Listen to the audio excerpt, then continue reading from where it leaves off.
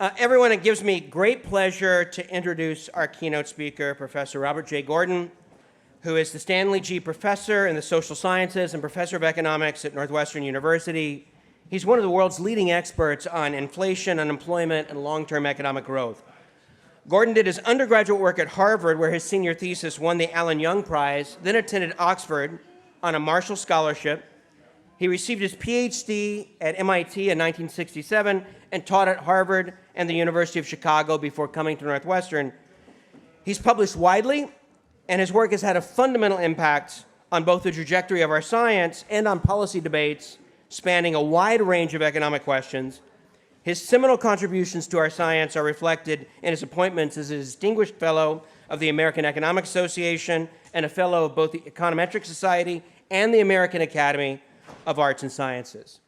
He's a research associate of the National Bureau of Economic Research and a member of the NBER Business Cycle Dating Committee, and he served on the famous Boskin Commission with Zvi Griliches.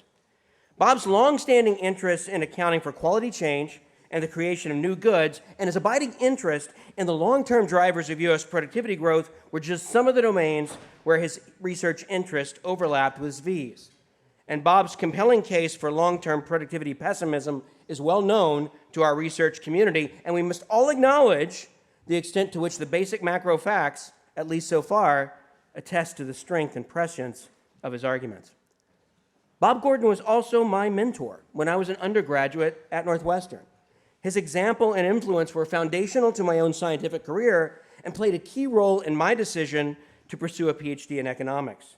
And it was Bob who advised me that the best thing I could possibly do as a Harvard PhD was to seek the wisdom and guidance of Zvi Griliches. It was some of the best advice I've ever received. As usual, Bob Gordon was absolutely right. When Philippe, Adam, and I were considering whom to invite as one of our keynote speakers, Bob Gordon was an immediate and easy choice. An accident made it impossible for him to be with us physically, but it is a testament to Bob's dedication to science that he was willing to join us yesterday from a hospital room and is joining us virtually now, even though it is 4:30 a.m. Chicago time. So please join me in welcoming Professor Bob Gordon.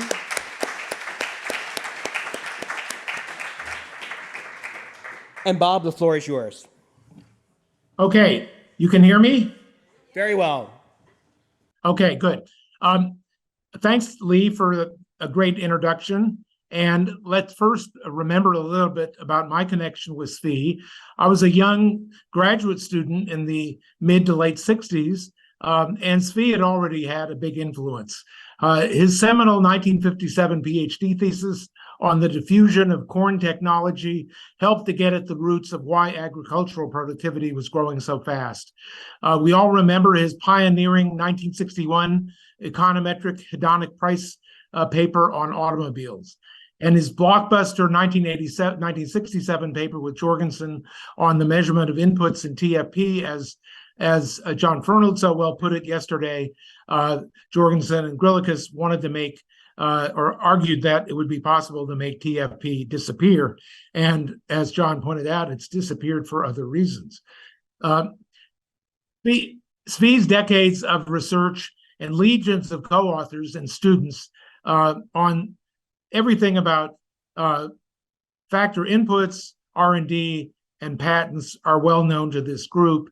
And I will remember at Zvi's memorial service in January 2000 at Sanders Theater at Harvard, Ian Cockburn unveiled a huge computer printout that he called the Tree of Zvi, which traced all of the intellectual descendants of Zvi's research through his co-authors, their intellectual children, and their intellectual grandchildren. Just a couple of personal notes about Zvi. He was the big attraction for me about going to Chicago in 1968. And as I settled in at Chicago in the fall of 1968, he walked into my office and said, "Oh, there's just one small thing. I'm departing to leave for Harvard." And the next thing that happened on a personal level, in 1976, the Econometric Society had fallen on bad days financially and in the management of their business office. And Zvi asked Julie and me to take it over as executive director and treasurer, and we ran the Econometric Society business office for 30 years, something that was very rewarding personally and in terms of getting to know economists all over the world, and that was due to Zvi. One last very personal memory, Zvi and I both shared a taste for certain kinds of Broadway musical comedies. And I well remember one evening after a conference in Washington when Zvi said, let's cut out of the conference dinner. I've got tickets to go to Sondheim's Merrily We Roll Along. And we went out to see his now famous musical that evening. And on an even more personal note, once sitting in an NBER conference room, Zvi walked in and handed me a cassette tape. This tells you how long ago it was. And it was a tape of a wonderful musical called She Loves Me, set in a Budapest parfumery of 1934. And it's a musical that I've loved ever since. And as a small comment about my connecting with my esteemed co-author, colleague Joel Mokyr, I first listened to that tape driving in my car up to visit Joel in his Michigan summer house. So now let's move on and talk about productivity. We have a monumental contribution to the research on the productivity slowdown that's come out in the JEL this year by Golden, Koutroupis, Lafond, and Winkler. 60 journal pages, 250 references, everything you want to know about the productivity slowdown since 2005, going back to 1996.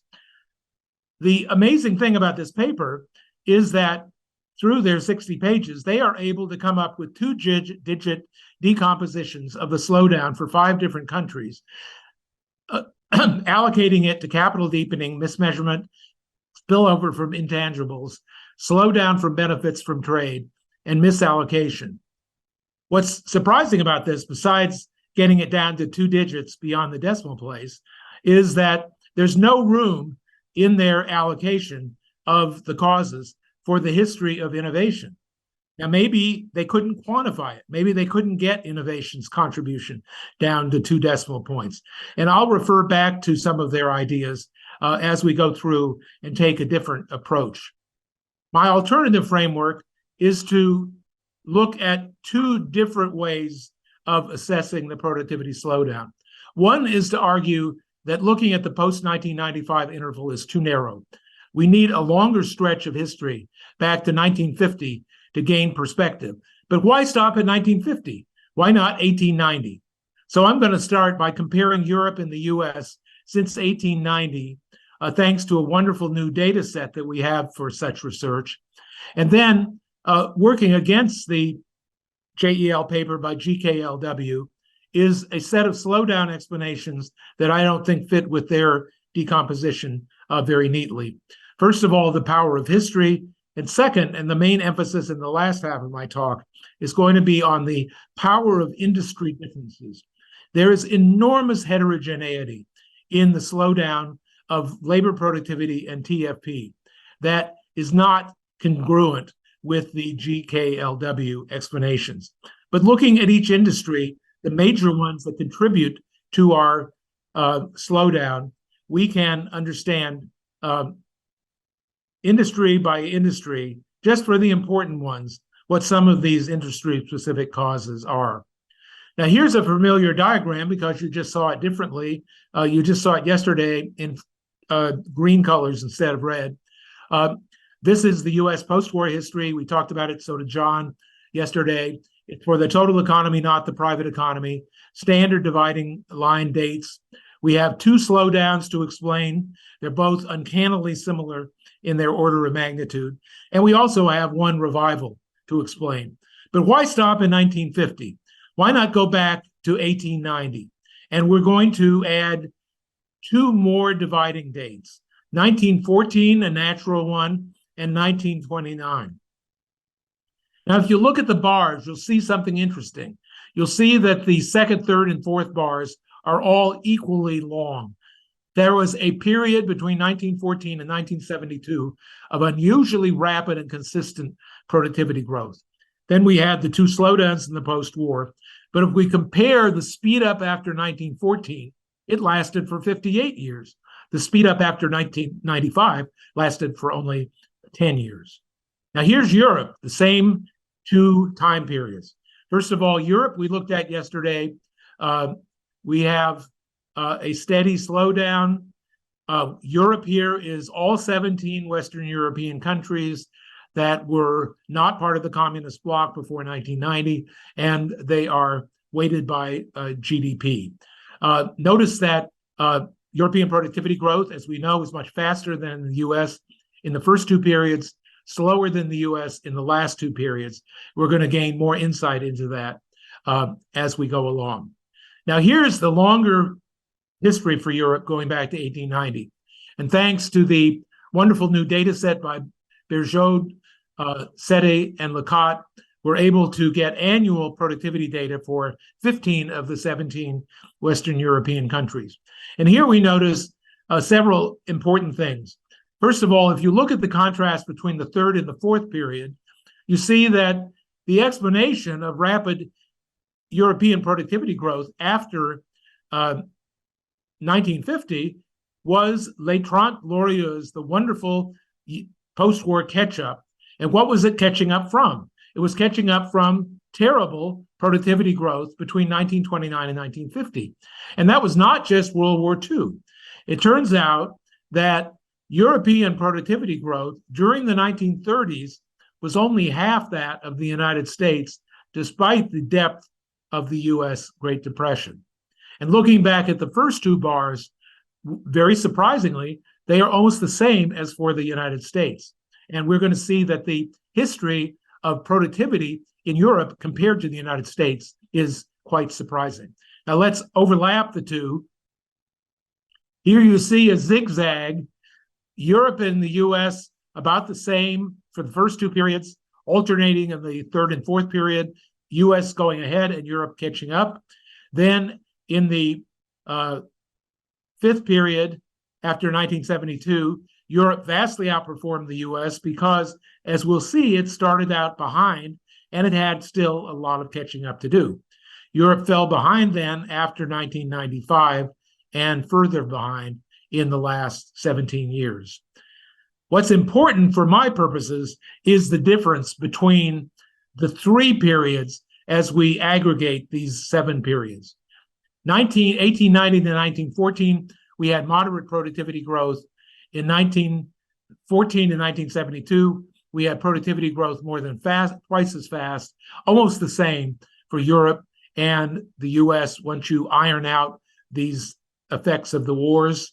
And then after 1972, Europe actually grew faster. Now, that's labor productivity. We all are interested in total factor productivity because we think that's a better measure of innovation. And look at total factor productivity for the same periods. The difference in the middle period is even more striking. In the middle period, the US in red had triple the growth rate of total factor productivity that it did in the final period. And for Europe, it had double the total factor productivity growth that it did in the final period. Now, what does Europe look like? How far behind was it? When did it catch up? And by how much did it catch up? Here's the annual data for TFP in the Europe 15 countries, weighted by GDP, compared to the United States. And here you see, surprisingly, there was very little influence of World War I. The vertical bars are the dividing years, 1914, 1929, et cetera. And we see that Europe floated around 60% of the US up until 1929. It fell down as low as 30% after World War II, caught up to a little better than it had been in the early years by 1972, then caught up almost to equality, caught up to about 87% by 1995, and then drifted along. Europe did not fall back in total factor productivity the way it did in labor productivity, and the reason for that is the US had a bigger investment boom that explained a lot of its labor productivity in the 1995 to 2005 interval. What were these European countries? Who was falling behind the most? Here's 1890. We had Great Britain almost up with the United States, and an enormous heterogeneity of the other European countries, going down to a big surprise. Down at the bottom, we have France and Finland, and I would question whether France could possibly be that low. I would ask that of the three Frenchmen who developed this data. The same numbers for 2022 show a much closer convergence of Europe and much more similarity among the European countries, with that outlier Ireland at the top with all of its multinational countries, the big Northern European countries up at around 90 to 85%. And then down at the bottom, we have the famous pigs, Portugal, Italy, Greece, and Spain. Now let's go back to the great contrast, the 50 glorieuses. What caused this enormous excess of TFP growth over those middle years from 1914 to 1972? Well, you've heard this story before, but there is no other explanation besides the fact that the inventions of the late 19th century had their main impact on productivity and TFP after 1914. Let's remember how many there were. Electricity, electric light, motors, and appliances. The internal combustion engine, which gave us cars, trucks, buses, air transport, suburbs, and got rid of horse waste and the need to feed all those horses. Rearranging molecules in the form of chemicals and pharmaceuticals. The invention of anesthesia, antibiotics, the improvement of health, entertainment and communication in the form of telephone, telegraph, phonograph, movies, radio, and TV. And then that enormous creator of consumer surplus, urban sanitation infrastructure, running water, sewers, indoor bathrooms, the conquest of infant mortality, and the conquest of many infectious diseases. TFP growth did revive after 1995. We had the digital revolution. We had personal computers, software, browsers, broadband, search engines, e-commerce. We had a transition from typewriters and file cabinets to digital everything. We had ever declining computer prices that were largely captured by hedonic price indexes. But despite all of that innovation, US TFP growth was only 0.6 for the 50 years after 1972, compared to 1.8 for the 58 years before 1972. What are the implications for the AI revolution? Will the effects of large language models match or exceed those of the post-war digital revolution? I'm just raising that question. We talked about it yesterday. We will not have time to talk about that today. Now, here are a couple of interesting ways of looking at this big surge of productivity in the middle of the 20th century. Here in the yellow line is the 1890 to 1914 trend. The red line is actual. This is on a log scale. You see that the red line began to rise above the yellow trend line in the 1920s, and then beginning in the late 1930s, soared above the trend line, reached a maximum of 76% higher. TFP was 76% higher in 1973 than it would have been with the pre-1914 trend line. And it was still 51% higher in 2022. What about taking that trend line between 1914 and 1972? It's now colored green. What if we had achieved that wonderful performance for the entire 50 years since 1972? Well, as you see, we would have had TFP by the author's data measure. Instead of 14, it would have been 27. We would have had TFP almost double what we actually achieved. We would have had a much lower debt to GDP ratio. We would have had much more money for preschool education, for alleviation of poverty, for solving the problem of aging. And we didn't. We got the red line. We didn't get the green line. What's the interpretation of this TFP history? From 1914 to 1972, we had the diffusion of the great inventions. From 1972 to 95, the great inventions were largely absorbed in the US, while Europe went beyond its 1929 ratio and partially caught up to the US. After 1995, the digital revolution, I skipped 1995 to 2005. In the US, the digital revolution revived TFP, while we continue to have a waning influence of the great inventions in Europe. And after 2005, both of the revolutions are largely complete. Now, we're going to make the transition here and begin to talk about what we learned from individual industries after 1995. I'm going to be able to go back to 1987 because that's the data for the United States. And from now on, I'm talking just about the US. We are given data for 61 individual industries and aggregates of those industries back to 1987. We've got, from that data, we've got TFP as well as labor productivity growth. And an advantage of going back to 1987 is we sort of round down the very special aspects of the 1995 to 2005 decade, which was so heavily influenced by IT. The main argument is that much innovation is industry specific. And if we sort out which of these industries were responsible for most of the slowdown, we can actually identify about 8 of them, and we can look inside the 8. We'll be able to do a little bit of that today and identify what some of the causes were, what some of the inventions were that helped us before 2005, and much less since 2005. So here's the story in the BLS data. From 1987 to 2005, labor productivity, 2.77, slowed down to 1.25, slowdown of minus 1.5. Capital deepening slowed from 0.7 to 0.46, a slowdown of minus 0.25. Total factor productivity slowed down from about 2 to 0.7, a slowdown of minus 1.2. First conclusion, capital deepening only explained 1/6 of the of the labor productivity slowdown.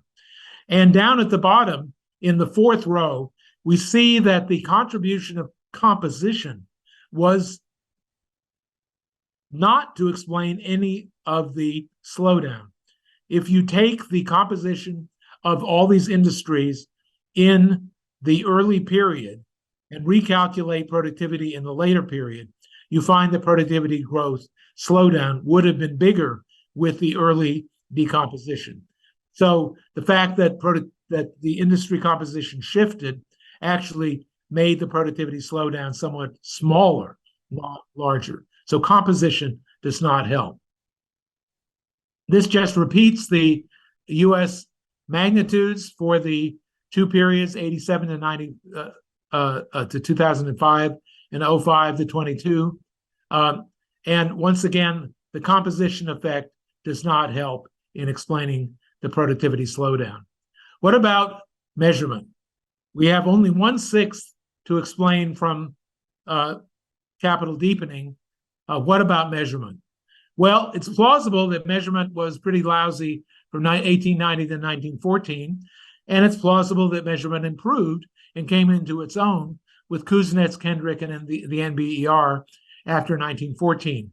But can you really believe that for 23 years after 1972, we forgot it all? And then we relearned how to measure from 1995 to 2005, and then after 2005, we forgot it all again. Well, doesn't sound too plausible. What do we learn about measurement by separating some of the industry effects? Well, the heterogeneity of the slowdown in TFP is amazing. Here we divide the 61 industries into quartiles. And you see in the top quartile, we had a slowdown of minus 4.6. The next quartile, minus 2. The next quartile, minus 0.45. And the final quartile, we had a speed up of productivity. We didn't have any slowdown at all in the bottom quartile.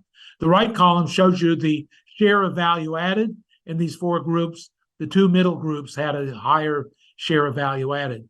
But we had substantial value added in slowdowns, almost 5%, and no slowdowns at all. Now, to begin to sort out these industries, I'm going to use the same decomposition I did yesterday. Goods industries, agricultural, mining, manufacturing, utilities, and construction, contact services, the list you see here, and work from home services, the people who are directly contacting a computer screen instead of directly contacting boxes of goods or individual human beings. And here is the decomposition for the TFP slowdown after 2005. As you see, it was overwhelmingly a slowdown in the goods sector. You have to go back and rethink all of your theories of the slowdown involving superstar firms, competition, monopoly, innovation, because it wasn't happening.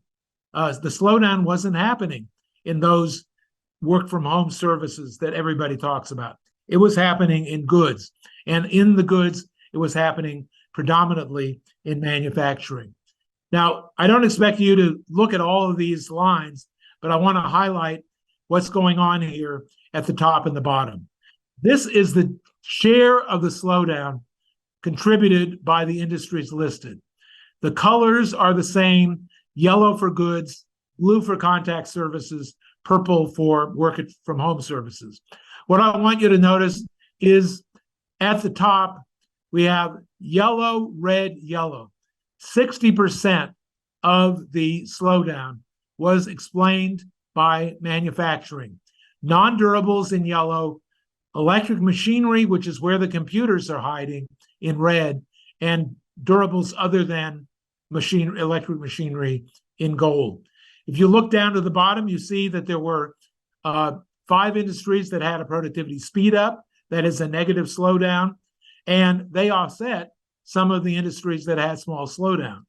So 100% of the slowdown is accounted for by the top 8 industries on this list. So let's look at them. They are the 3 manufacturing industries at the top: finance, utilities, wholesale trade, transportation, and agriculture. Those are our candidate industries for understanding 100% of the post-2005 slowdown. Now, Zvi became famous in his presidential address for distinguishing easy-to-measure sectors from hard-to-measure sectors.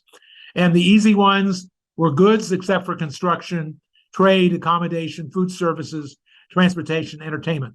The hard ones were construction, education, healthcare, and most of the work from home services. So it's important, linking back to Zvi, to make the point that all of the top 8 slowdown industries, except finance, are easy to measure.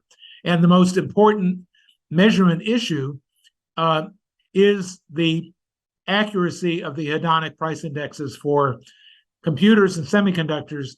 And we know from the ongoing work of David Byrne at the Fed and his colleagues that we are still understating the decline in computer prices. Now, here is something that may surprise you. Even though the electric machinery industry still exists in the United States, computers and peripherals are now entirely outsourced. This chart shows you, since 1995, the percent of computers and peripherals that are imported. And it went above 100% in around 2010. How could it go above 100%? It's because some of these imported computers are re-exported.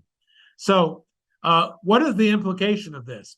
If all our computers are imported, it means that all the benefits coming from the computers are not going into GDP or labor productivity. But the computer input is expanding capital, and thus computer input is correctly being measured as a source of the TFP slowdown. So one source of this of the TFP slowdown is the fact that we are still installing computers, but they're all imported. Now, here's something that will really surprise you, and this involves deflators. They don't use the same deflator for imports as they do for domestic computers.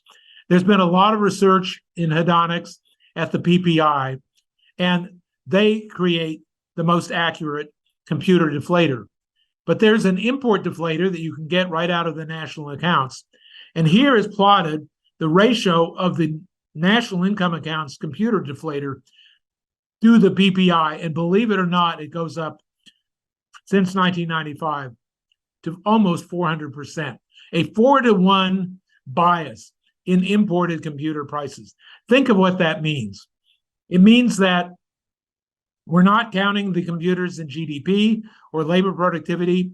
We're greatly understating the decline in the prices of computer capital. We're greatly understating the increase in the quantity of computer capital. And as a result, we're greatly overstating TFP growth in any industry using computers. And that is a major source of mismeasurement. Our TFP growth slowdown is greater than in the official measures because of this bizarre behavior of the import deflator. Now, going in the opposite direction from that explanation that would make TFP growth even slower, how big is the bias involving smartphones? Smartphone hardware achieves a sharp, unmeasured decline in the combined prices of phones, cameras, GPS devices, music players, web browsers, and much else. Well, how much does the bias matter in the prices of smartphones? The first problem is that consumer spending on telephones in 2019 was only $27 billion, or 0.2% of PCE. So even if you conjured up a huge 20% annual price bias, it would create an aggregate GDP price bias of only 0.03%. And oh yes, all the smartphones are imported. So that one wouldn't matter for GDP or labor productivity at all. What about smartphone usage? Telecom services involve a lot more spending than buying the smartphones in the first place. And telecom services are 170 billion, or a little more than 1% of GDP. And so getting a lot of extra services for the bill you're paying to your smartphone company is definitely creating a bias in output in the form of enormous consumer surplus. We know that from the amount of non-market time that everyone in the economy is spending with their smartphones. But that's non-market time use. We have an increase in productivity of non-market time, not in GDP. And that's nothing new.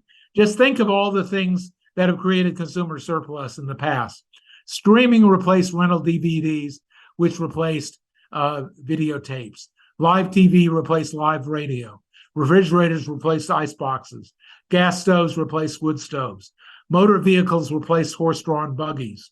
And all that light, Nordhaus's wonderful paper measuring the price per lumen back to the candle, overlooks the consumer surplus of new activities possible at night. It's not just that we have more lumens, it's that we've got all this consumer surplus for being active at night, being able to see entertainment on the stage, and all the rest that light creates.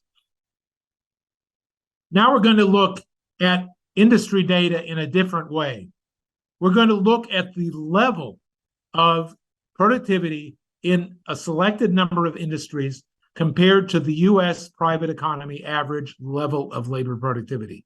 So up until now, we've been talking about the percent of the slowdown in TFP that's caused by these big industries, almost all of it in manufacturing, a lot of it in computers.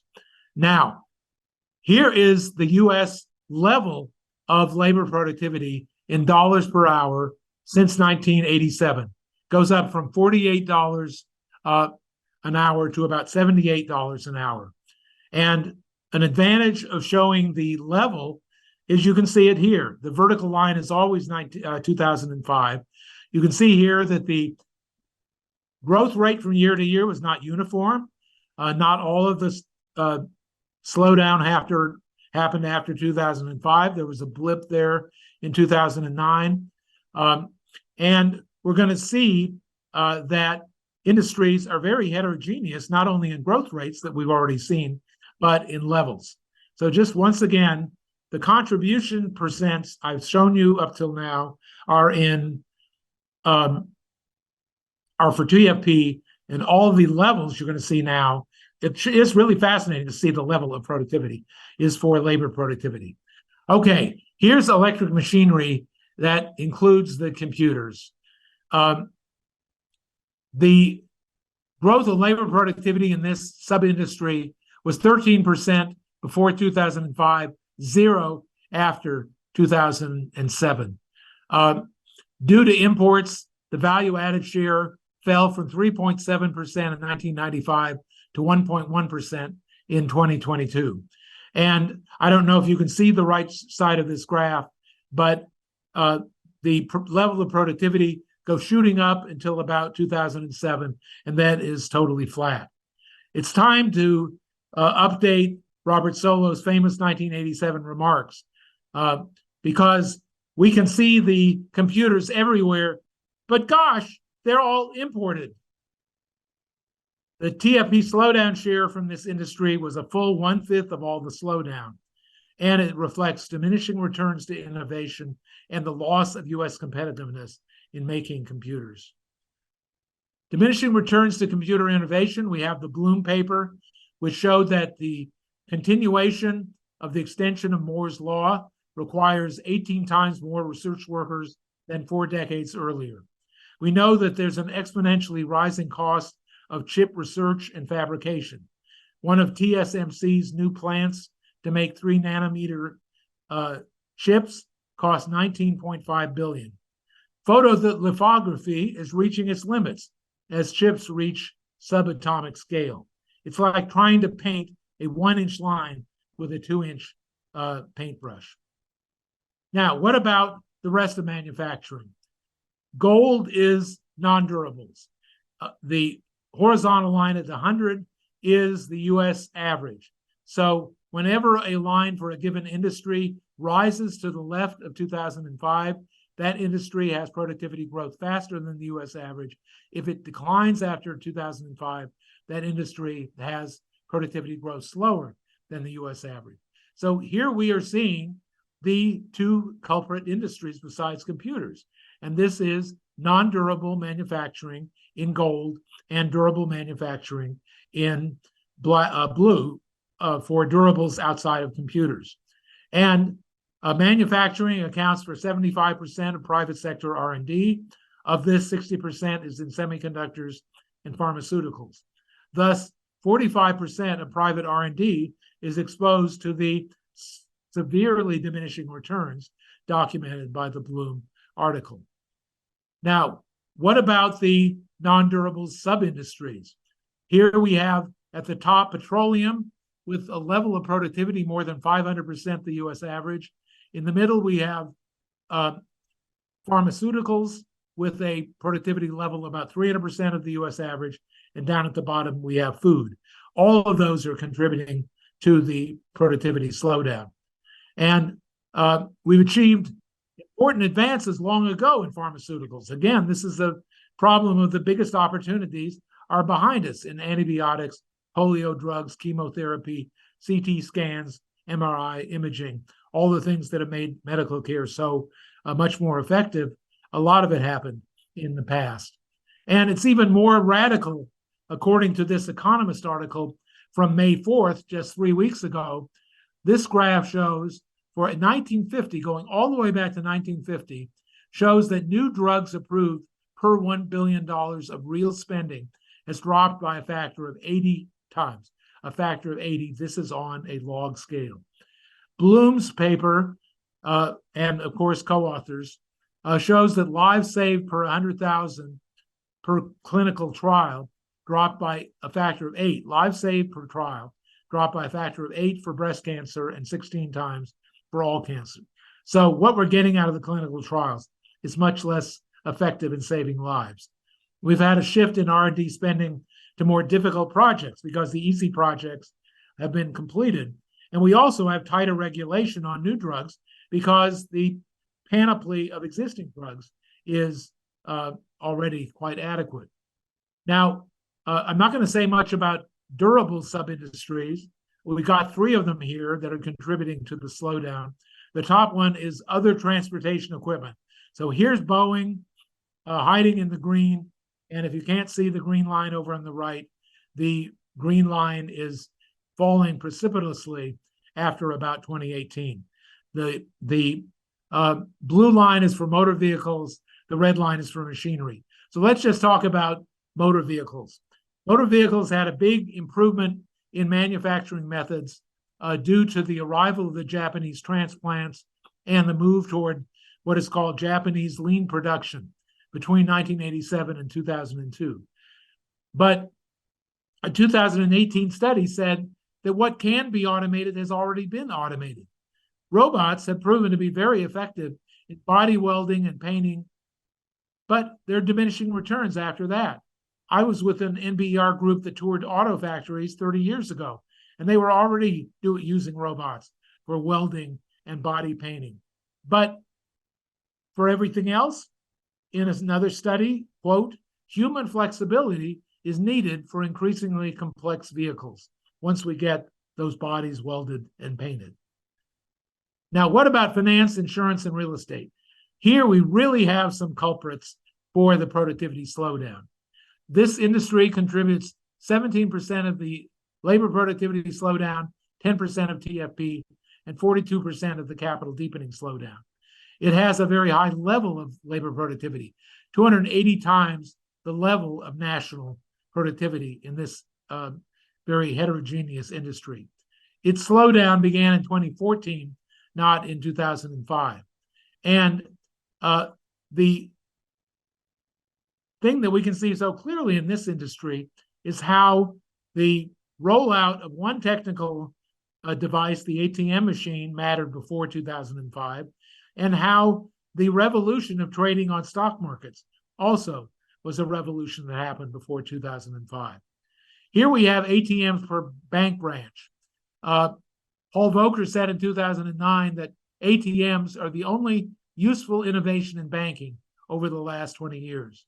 ATMs lowered costs and allowed banks to open more branches, dampening the labor productivity benefits. The replacement of paper checks by credit cards and electronic transfers was mainly accomplished in the 80s and 90s. But just look at this chart about ATMs and how it levels off after about 2004. Now, here are two charts. I hope you can see the one on the right. The left one is trading shares per day on the New York Stock Exchange. The right one is the NASDAQ. And what we have here is the New York Stock Exchange going back to 1960, the NASDAQ going back to 1980. Trading volumes exploded in the 1990s, but it stagnated since the year 2000. Online brokerage accounts increased from 0.3 million in 1995 to 13 million only 5 years later. Brokerage commissions fell from 1.2% of GDP in 1980 to 0.2% in 2001. And the key technical innovations were computer speed and internet connectivity.